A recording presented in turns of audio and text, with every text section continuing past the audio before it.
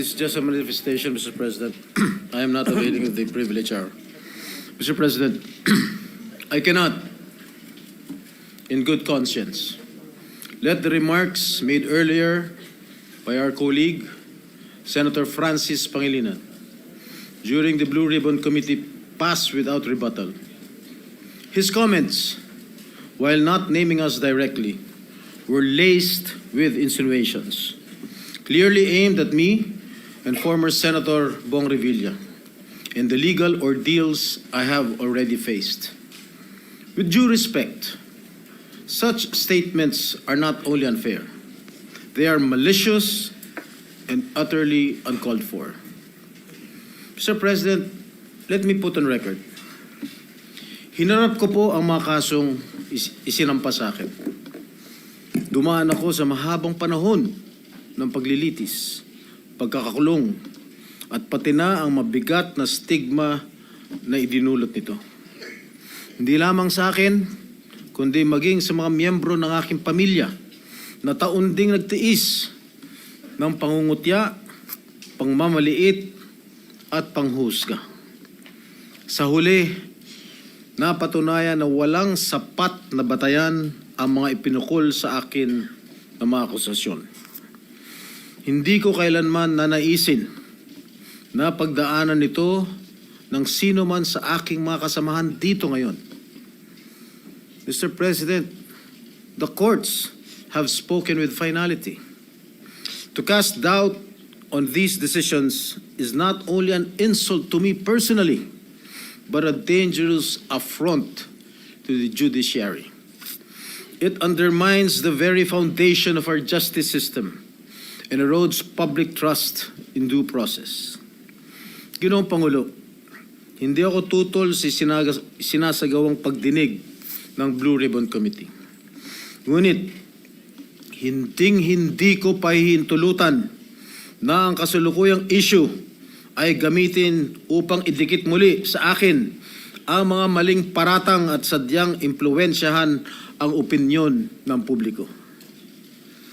Ang mga kasong may kinalaman sa PDAF ay naresolba na ng korte matapos ang masusing proseso ng batas. To insinuate otherwise is nothing less than an attempt to rewrite history and to malign the integrity of the judicial process.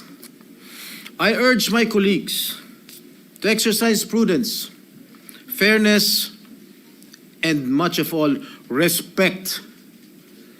I too deserve to be heard and to defend myself, whether in this august chamber or before any court of law.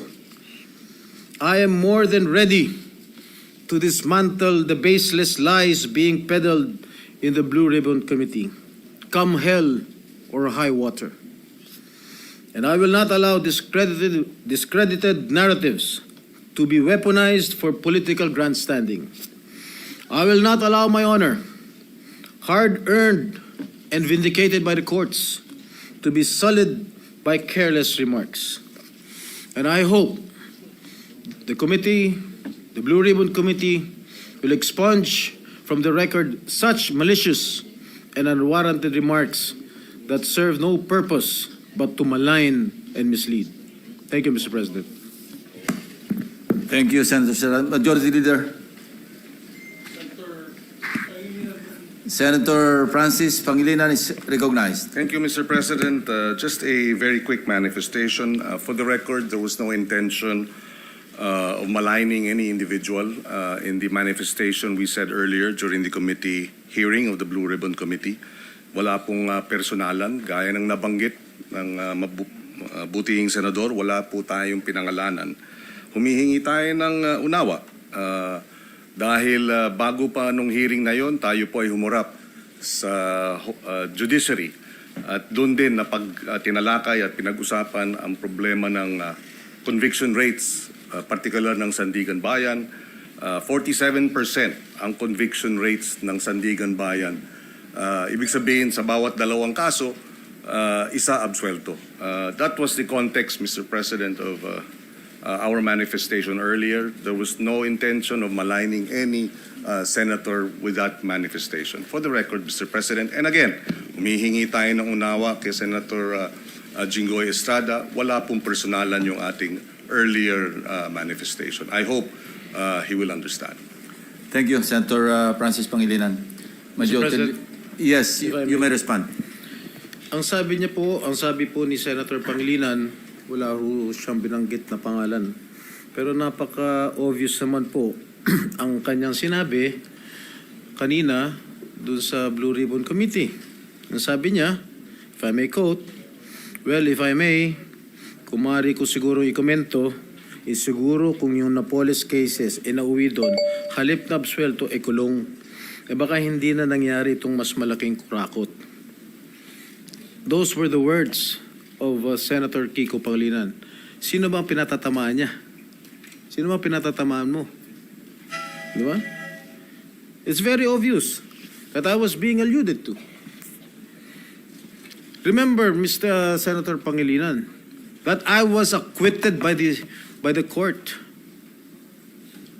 Are you questioning the decision of the court acquitting this representation? You're a lawyer. I'm not. You shouldn't be talking that way. You are undermining the judicial process in our country. You being a member of the bar. Thank you, Mr. President. May I ask, minute for suspension. Majority Leader. May I ask, very Session is clearly- suspended. Suspended.